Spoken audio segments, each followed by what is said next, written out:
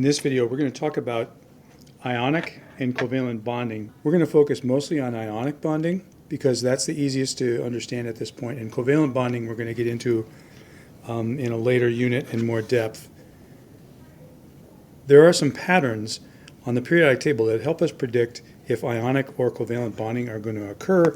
And for ionic bonding in particular, we can tell a lot about what type of ions will be formed and therefore the formula of the resulting ionic compound. So returning to this slide that we saw in an earlier presentation and looking at the ionization energies that occur after the first ionization, we noticed that there was a pattern.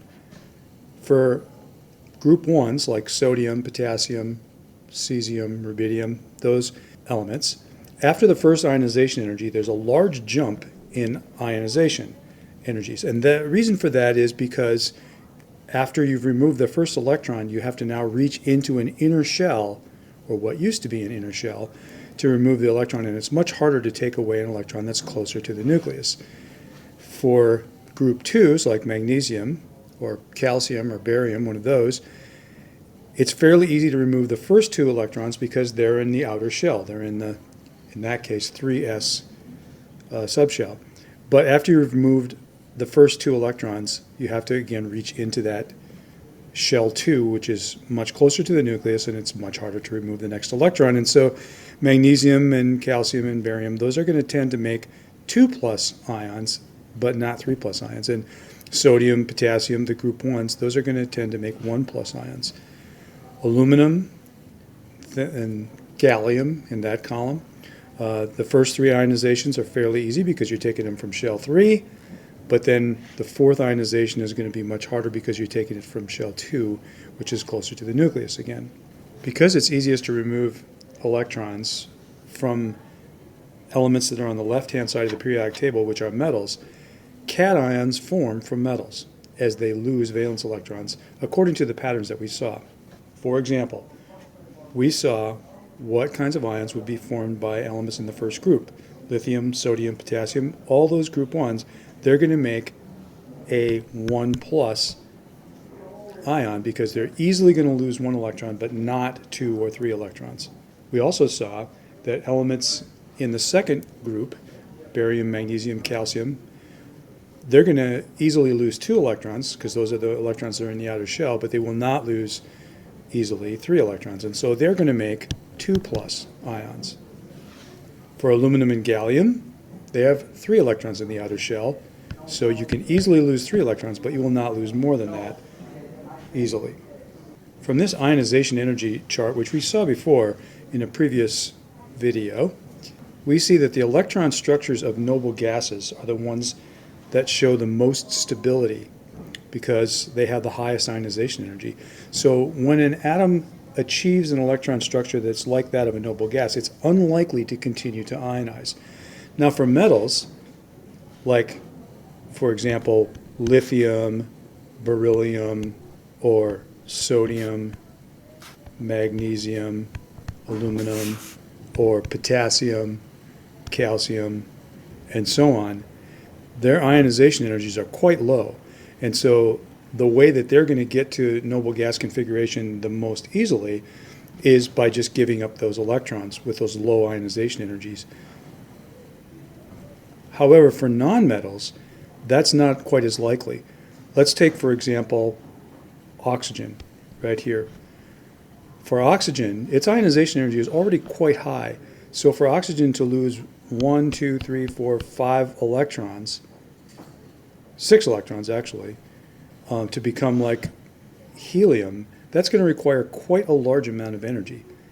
So for nonmetals like oxygen, or here's sulfur, or fluorine, or chlorine, it's much more likely that they're going to gain electrons to become like noble gases in their electron configurations.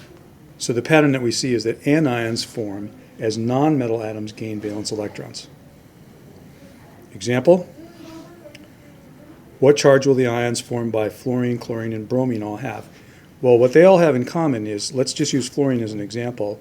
Fluorine is 1s2, 2s2, 2p, 5. that 2p subshell has room for one more electron. And if it gained that electron, so this is regular fluorine, if fluorine gained an electron, become a fluorine 1 minus, it would be 1s2, 2s2, 2p6.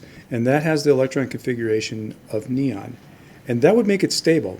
And so it's not going to continue to gain electrons. There would be no point in that, because if it did gain another electron, that electron would go in the third shell, and that would be so much farther away from that fluorine nucleus that it probably would not be attracted.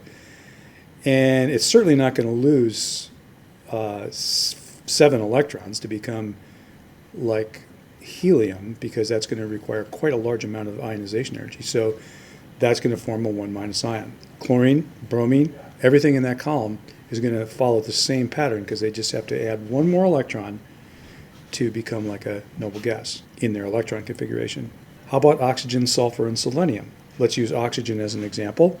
Oxygen is 1s2, 2s2, 2p4. To become 1s2, 2s2, 2p6, which is electron configuration of neon, a noble gas, so therefore stable, oxygen would have to gain 2 electrons. That 4 would have to change up to a 6, so oxygen would become a 2 minus charge. The same thing is going to be true for sulfur and selenium. They're in different rows, different periods, but they're going to do that same pattern. How about nitrogen and phosphorus? Well, let's use nitrogen as an example. It's 1s2, 2s2, 2p3. To become 1s2, 2s2, 2p6 and become stable like neon, it would have to gain 3 electrons, so nitrogen will make a 3 minus ion. There's a notation that's very helpful that was invented by a guy named G.N. Lewis, called Lewis dot diagrams. And the idea is that all the chemical change that's happening is involving changes in the valence shell, or the outer shell.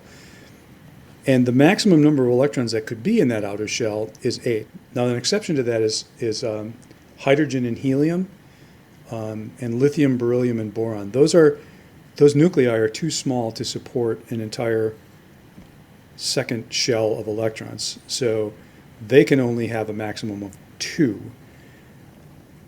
But for most of the atoms on the periodic table, the maximum number of valence electrons, electrons in the biggest shell, is going to be the S2 and P6 electrons, and that adds up to 8. So if you can imagine a box around the element symbol and space for 2 dots on each side of that box, so this could be a model for the number of valence electrons in an atom. Then you add dots one at a time until you get the right count for that atom. So let's try this for some elements. Okay, hydrogen, 1 dot, 1 electron. Helium, how many valence electrons? Well, it's 1s2, the highest shell is 1, so there's going to be 2 dots. We're going to put them in like that. Lithium, well, the highest shell is 2. Lithium is 1s2, 2s1, and so there's 1 dot in the highest shell, 1 electron in the highest shell. Then beryllium, 2 dots, because it's 1s2, 2s2. Boron, 3 dots. So we're going to put 1 on a side until we double up. And there's a reason for that. That will be very helpful in the future. After boron comes carbon. Carbon is 1s2, 2s2. That's 4 valence electrons. 1, 2, 3, 4. Nitrogen. 1, 2, 3, 4. And now we have to double up. 5 electrons in the valence shell. Oxygen, 1, 2, 3, 4, 5, 6. Fluorine, 1, 2, 3, 4, 5, 6, 7 electrons. And then finally neon for that row. 1, 2, 3, 4, 5, 6, 7, 8. And that fills that shell. The next element is sodium, and now its outer shell, its valence shell, is shell 3. So sodium is 1s2, 2s2, 2p6, 3s1. So there's only 1 electron in the valence shell, so now we're back down to a count of 1. So if you look at the pattern in the periodic table, once you get past the first period, you just look at the group number, and that's how many dots it's going to have. The first column, lithium's column, they're all going to have one dot. Lithium and sodium both do. Beryllium, magnesium, calcium, that second group, they're going to have 2 dots. Boron, aluminum, 3 dots. Carbon, silicon, 4 dots. Nitrogen, phosphorus, arsenic, 5 dots. Oxygen, sulfur, selenium, 6 dots. All the halogens, fluorine, chlorine, bromine, iodine, they're going to have 7 dots, and all the noble gases, the farthest right, are going to have 8 dots. Now, we skipped over the large group of metals in the middle that fill the 3D subshell. For those things, it doesn't make much sense to draw these dot notations because the outer shell is always going to have 2 electrons in it. And so it doesn't have as much predictive power. So we're looking at just the first 2 columns and then the last 6 columns. We're looking at those as our 8 main groups, they're called. So there's a kind of bonding called ionic bonding that happens when these conditions are occurring. When a cation forming atom, so that means a metal, and an anion forming atom, so that means a nonmetal, are close to each other, both of them can gain stability by transferring electrons. Remember, the nonmetals are typically going to gain an electron to become like a noble gas in their electron structure, and that makes them stable. And metals are typically going to want to lose an electron or more in order to become like a noble gas in their electron structure and gain stability. So both of them benefit by the metal transferring electrons to the nonmetal. Here's an example, sodium and chlorine. Sodium's a column 1, so its dot notation would look like this. Chlorine's a column 7, so its dot notation is going to look like 1, 2, 3, 4, 5, 6, 7. Chlorine has space for an electron, and if it could fill that, it would be stable. Sodium could get rid of this electron, and then it would drop back to having an electron structure like neon, and that would make it stable. So this electron will transfer from sodium to chlorine. And that means the sodium is going to become a 1 plus ion, the chlorine is going to become a 1 minus ion, and both of them benefit from that. Another example, calcium and chlorine. We've already seen that chlorine has 7 dots, because it's in column 7, and could benefit from 1 electron. Calcium is in the second group, so it's got 2 electrons. It could benefit from transferring both of those electrons out. Well, this chlorine can absorb 1 of those electrons, but not both of them. So that would mean another chlorine would be necessary to take the electron transferred out of that calcium. So now we're going to have 2 chlorines with 1 minus charge each, but that calcium has now a 2 plus charge. Another example, aluminum and chlorine. So aluminum, it's in the third group, 3 electrons. Chlorine, we've already seen, has 7 electrons and a space for 1 more. Well, from the pattern that we saw in the last one, we know what's going to happen here. We're going to have 3 chlorines because each one can only absorb 1 electron. So these electrons transfer into 3 different chlorines. And that gives us an aluminum 3 plus ion and 3 chlorine 1 minus ions. Here's sodium and oxygen. Sodium, 1 dot. Oxygen, 1, 2, 3, 4, 5, 6 dots, space to absorb 2 electrons. So sodium can transfer this electron out, become stable, but oxygen's still not stable.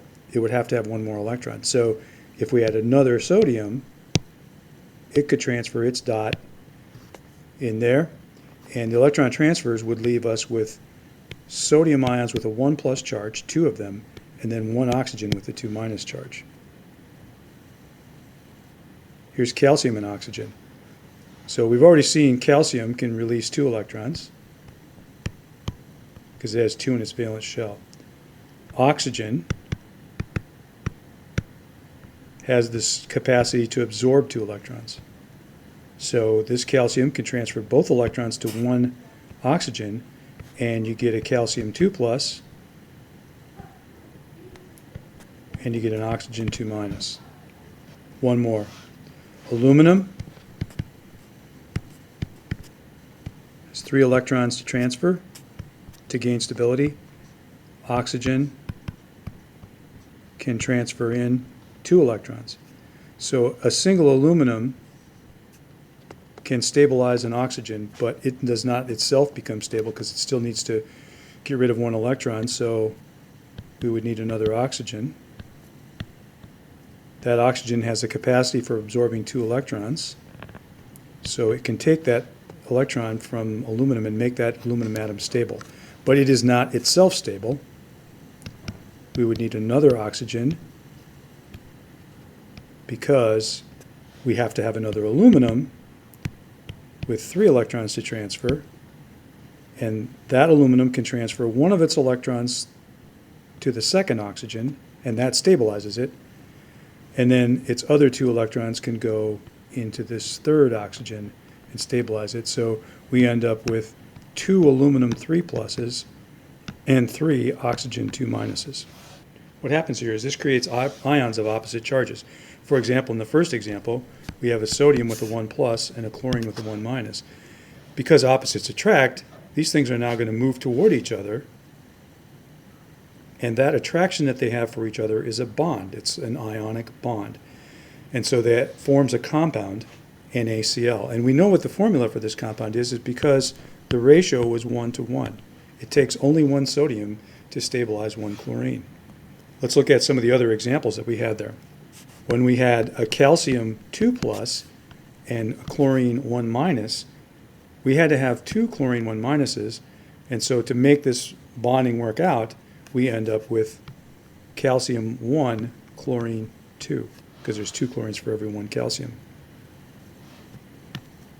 Or when we had sodium 1 plus and oxygen 2 minus, we needed 2 sodiums for every 1 oxygen, so it's Na2O. Or the last one that we had, we ended up having 2 aluminums with a 3 plus and 3 oxygens with a 2 minus charge. And so the formula would end up being Al2O3. There's a kind of a shortcut for figuring these out. If you write down the ions next to each other with their charges, you can use the charges as subscripts by just transferring them down like that and like that, and taking away the signs. So the charge on oxygen was 2 minus, so the subscript on aluminum ends up being 2.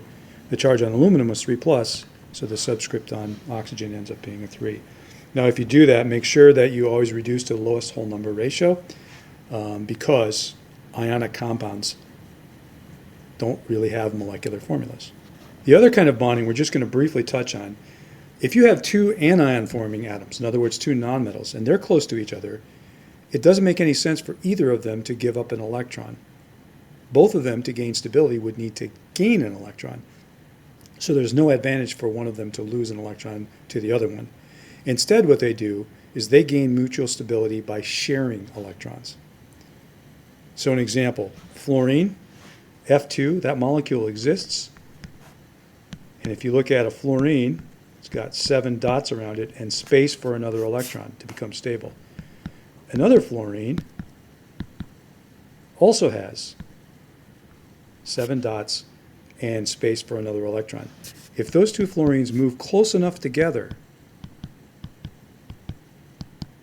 in space that they share that pair of dots, each fluorine now seems surrounded by 8 electrons. And so that brings its stability in this format. Another example, CH4. Here's carbon, 4 electrons, 4 spaces. Hydrogen, 1 electron, 1 space, because remember 2 for hydrogen, helium, lithium, beryllium, 2 is enough for stability. So if I take 4 hydrogens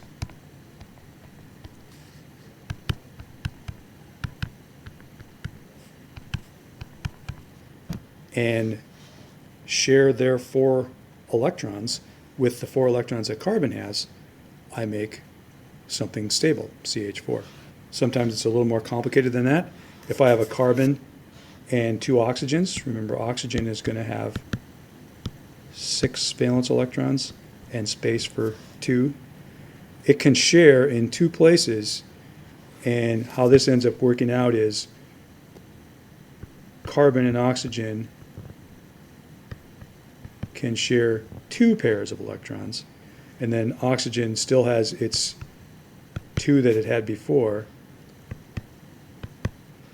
and now each of these becomes stable because of that sharing, because they are sharing 8 electrons each, and that's stable for carbon and for oxygen.